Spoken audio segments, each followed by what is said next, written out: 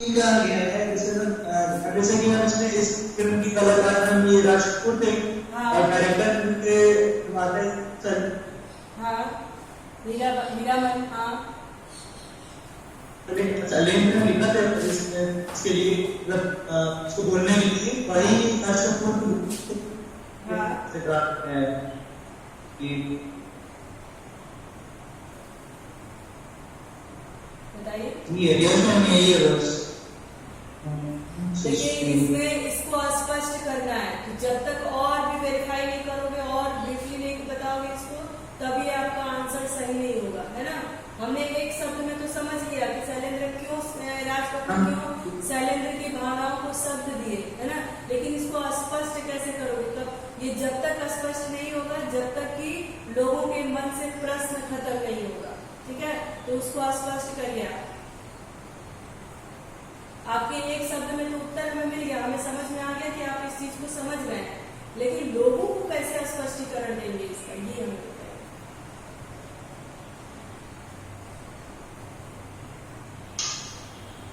कोई और?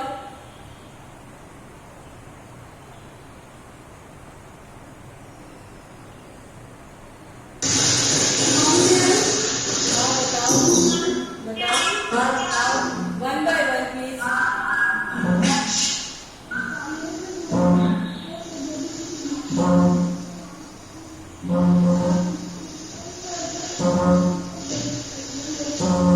Mute yourself.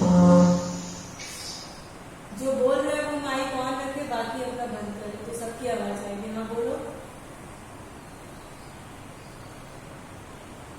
बताओ, बोलो भाई। इसमें राज कपूर जी की जो भावनाएं थी वो शैलेंद्र जी ने अब शब्द दिए थे, वो बोलना चाहते उसको राज की देख चाहते थे, फिर वही ने संवाद कहते थे, गीत भी बनाया। हाँ, इसमें कहने का ये मतलब था कि राज कपूर की भावना यानी शैलेंद्र अपनी भावनाओं को अपनी रचना में लिखते थे और राज कपूर ने अपने अभिनय द्वारा उस कैरेक्टर में प्रवेश करके उनकी भावनाओं को शब्द दिए। यानी हम अपनी भावनाएं व्यक्त कर सकते हैं, उसको शब्द नहीं देते हैं, ठीक है। लेकिन राज कपूर ने उसका अभिनय करके उस कैरेक्टर में उतर के उसकी भावनाओं को शब्द दिए, ठीक है। इसी कथन से हम समझते हैं कि राज कपूर ने शैलेंद्र की भावनाओं को शब्द दिए थे। हीरामन के रूप में जो शैलेंद्र जी ने अपनी भावनाएं दर्शाने की कोशिश की थी उसको राज कपूर ने अपने अभिनय के द्वारा शब्दों से भर दिया।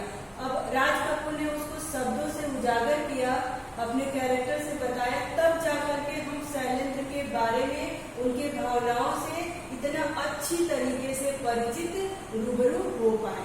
अब समझ में आया? और अब सबसे बड़ी बात कि आपसे जब भी कोई प्रश्न पूछा जाएगा, है ना, तो उस चैप्टर को रिलेट करके और आगे पीछे का चीजों को जोड़ करके और खास करके उस प्रश्न में जहाँ पे स्पष्टीकरण मांगता है ना, तो एकदम point two the point answer नहीं करेंगे, क्योंकि गद्य ऐसी विधा होती है कि उसमें हम स्वतंत्र होते हैं, हम अपनी भावनाएं भी उसमें चैप्टर से रिलेट भावनाएं, अदर नहीं, इस पाठ से जुड़ी भावनाओं को हम अपने शब्द भी उसमें दे सकते हैं, है ना। तो जब गद्य के क्वेश्चन आए यानी कहानी से रिलेटेड जब प्रश्न आपके सामने आते हैं तो point two the point answer आप नहीं करेंगे, आप अपनी भी बातें उसमें लिखेंगे जो आपने पाठ के माध्यम से समझा है, ठीक है। आंसर तो वो एक शब्द वाला भी सही होगा, एग्जामिनर समझ जाएगा, है ना, लेकिन उसमें शब्द फाउंडेशन दिया होता है तो उससे वो नहीं समझता है। पद्य की जो रचनाएं होती है, बात होती है, वो तो हम कट टू द पॉइंट लिखते हैं, वो ठीक है, लेकिन गद्य की जो बात होती है उसमें हमें अपनी भी भावनाओं को जोड़ना पड़ता है। तो जब आप बोर्ड का पेपर देंगे तो इन सारी बातों को ध्यान में रखेंगे, ठीक है। ये जो हमने अभी गर्लफ्रेंड बॉयफ्रेंड की जो चर्चा करी थी हमने पहले नहीं की थी, ठीक है। प्रेमी प्रेमिकाओं की जो चर्चा की थी मैंने ऐसे ही आपके मजे के लिए नहीं की थी, आपको ये चीज समझाने की कोशिश की थी मैंने। उसी तरह से आप भी अपना उसमें समझाएंगे, एक एफर्ट आप भी उसमें डालेंगे, ताकि पढ़ने वाले को भी लगेगा कि हाँ आपने इस पाठ को, इस प्रश्न को बखूबी समझा है। ठीक है, तो उस पर वो आंख बंद करके आपको अच्छा से अच्छा नंबर देगा। हमें रटन तो विद्या पे विश्वास नहीं करना है, दिमाग पे चलना है। ठीक है, हमने क्या समझा है, हमें पूरे परीक्षा के दौरान, बोर्ड एग्जाम के दौरान ये चीजों को लेकर के चलना पड़ेगा कि हमें रटना नहीं है, चीजों को समझना है ना। जब रटोगे तो आप पॉइंट टू पॉइंट लिखने की कोशिश करोगे, और पॉइंट टू पॉइंट लिखोगे और एक पॉइंट अगर एक शब्द दिमाग से निकल गया तो आगे का पूरा कंटेंट दिमाग से निकल जाएगा।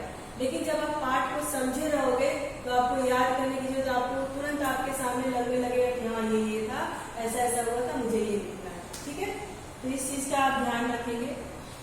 और चलिए अब ये बताइए कि लेखक ने राज कपूर को एशिया का सबसे बड़ा शोमैन कहा। शोमैन से आप क्या समझते हो? मैंने बहुत अच्छे से पढ़ा भी बताया था आपको कि शोमैन क्या है। शो पीस आप जानते हो, तो शोमैन भी है। शो मतलब दिखाना, मैन मतलब आदमी। ये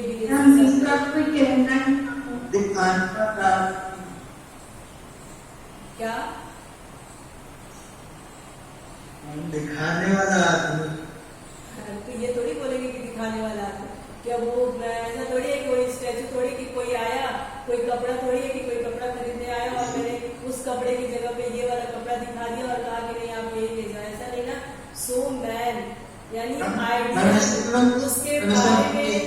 उसके बारे में उदाहरण देना, उसके बारे में बताना कि भाई ये थे, ऐसे कलाकार थे, आपको भी इसके तरह से बनना है ना। उसको हम शोमैन, जिसको मतलब कोई भी एक्टिंग करने के पहले हमारे दिमाग में राज कपूर आ जाए कि राज कपूर ने अभिनय किया था, वैसा ही हमें करना है, वैसा नहीं तो उनके जैसा करने की कोशिश करना है। इसलिए उनको शोमैन कहा है। समझ रहे हो? हम उनके एग्जाम्पल दे रहे हैं, यानी उनका उदाहरण देना।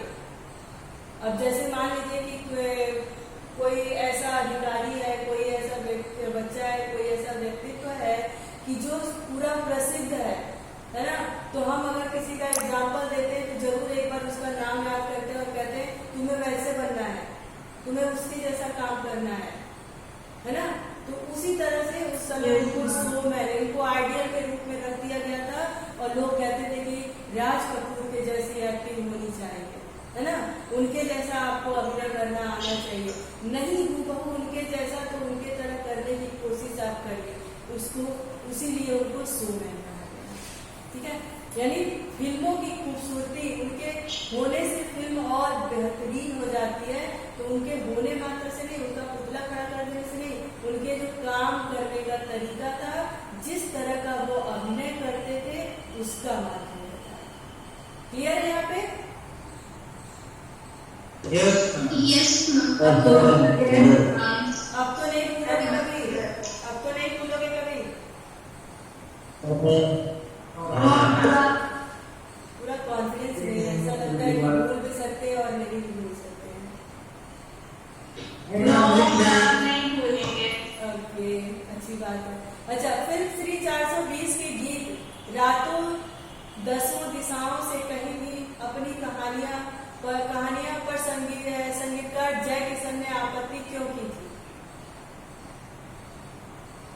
मैम, उन्होंने जय किशन ने आपत्ति इसलिए की थी क्योंकि मैम इसको ना हमसे हमसे बात 4 दिशाओं की बात, हाँ, इस गीत में 10 दिशाओं की बात की गई। मैम वही उन्होंने कि ऐसा कहना जो देखने वाले पिक्चर 4 दिशा लेकिन 10 दिशा नहीं समझ।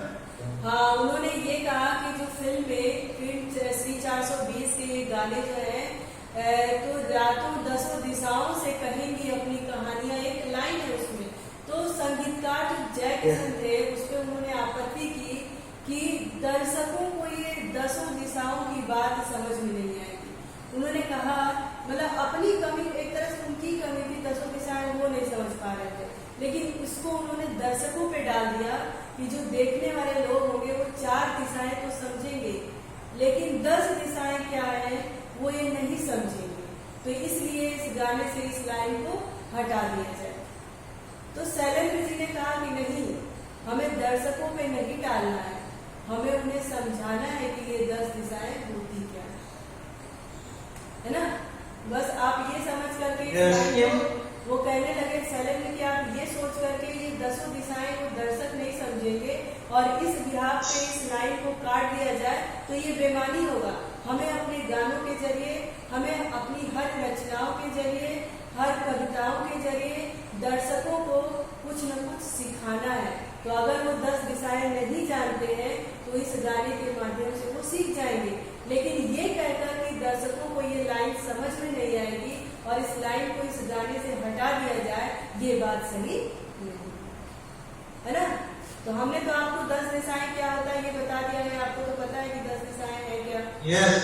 तो इसी तरह से अब मान लीजिए जैसे हम कोई काम कर रहे हैं, कुछ नया शब्द ला रहे हैं और ये सोच करके उसको आपको ना बताएं कि आपको नहीं समझ में आएगा, तो किस बात का कुछ चीज समझाने का या कहानी या कविता या कुछ ऐसा लिखने का क्या मतलब, जब हम कोई नए शब्द आपको समझा ना पाए, है ना।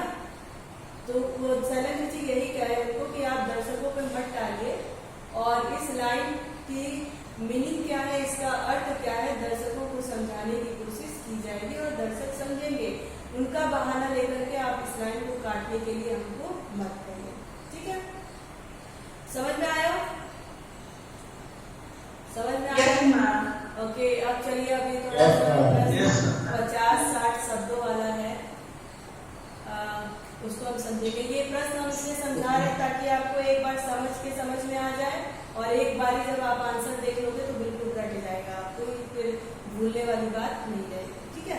तो देखिए, राज कपूर द्वारा फिल्म की असफलता के खतरों से आगाह करने पर भी शैलेंद्र ने यह फिल्म क्यों बनाई।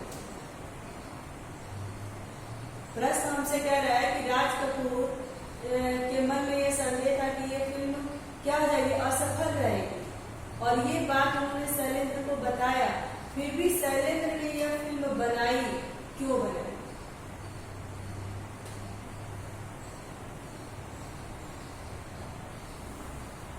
बताइए मैम। क्योंकि मैंने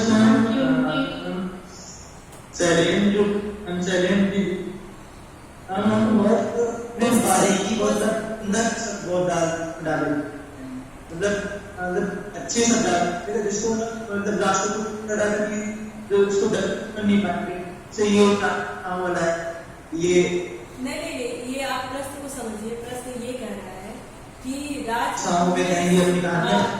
कपूर ने शैलेंद्र को इस बात की जानकारी दी थी कि जिस तरह की रचना आपने जिस तरह का ये लिखा है, आपकी फिल्म ऐसा ना हो कि असफल हो जाए, है ना, असफलता के चांसेस इसमें ज्यादा हैं, फिर भी शैलेंद्र उस फिल्म से पीछे नहीं हटे, क्यों? मैम, क्योंकि उनके पैसे की कमी नहीं, ऐसा नहीं। दिखावा नहीं करना है।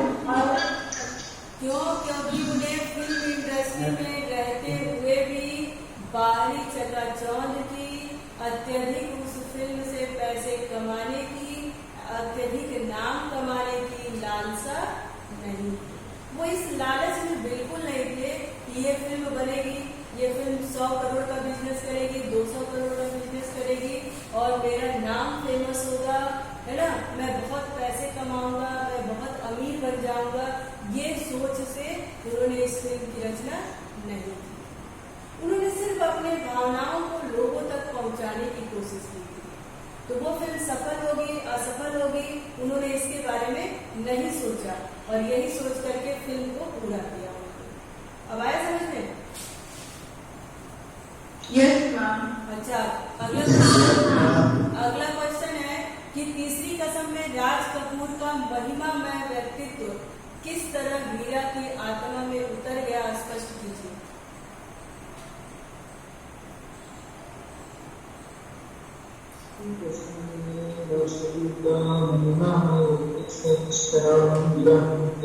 आत्मा में उतर गया है, स्पष्ट कीजिए। चलिए, आज के लिए आपका ये होमवर्क है, यही वाला आंसर लिख करके, ठीक है, बस एक ही क्वेश्चन का आंसर, बाकी आप सारा अपने कॉपी में लिखेंगे। लेकिन आज के लिए सिर्फ प्रश्न नंबर 2 उसमें का ख का, प्रश्न नंबर 2 तीसरी का सत्यराज कपूर का महिमा में व्यक्तित्व किस तरह हीरामन की आत्मा में उतर गया, इसको स्पष्ट कीजिए, ठीक है। तो कोई एक लाइन में 2 लाइन में ऐसा आंसर नहीं करेगा, विधिवत तरीके से आप इसका आंसर करोगे। 50-60 शब्दों में आंसर होना चाहिए और आज का आपका यही होमवर्क है, ठीक है। तो ये होमवर्क कल आप व्हाट्सएप ग्रुप पे कल आप व्हाट्सएप ग्रुप पे शेयर करेंगे इसको। सिर्फ एक प्रश्न का उत्तर, आज नहीं, कल, ठीक है। सिर्फ यही एक प्रश्न का उत्तर कल व्हाट्सएप ग्रुप पे आप शेयर करेंगे, समझ में आया। और बाकी के प्रश्न उत्तर आप अपने कॉपी में लिख लीजिएगा, बाकी के प्रश्न उत्तर आप अपने कॉपी में लिख लीजिएगा। और नेक्स्ट वीक मंडे को, है ना, नेक्स्ट वीक ही हो जाएगा ना, मंडे को आप इसका पूरा टोटल प्रश्न उत्तर आप भेजेंगे और कल सिर्फ ये दूसरा प्रश्न जो है इसका आंसर हमको भेजेंगे। क्लियर है? यस ओके, उसके बाद थैंक यू, आप लोग आराम करिए, खाना वाना खाइए, चाय नाश्ता करिए, मजे करिए और मन से पढ़ाई करिए। Thank you. Good morning ma'am.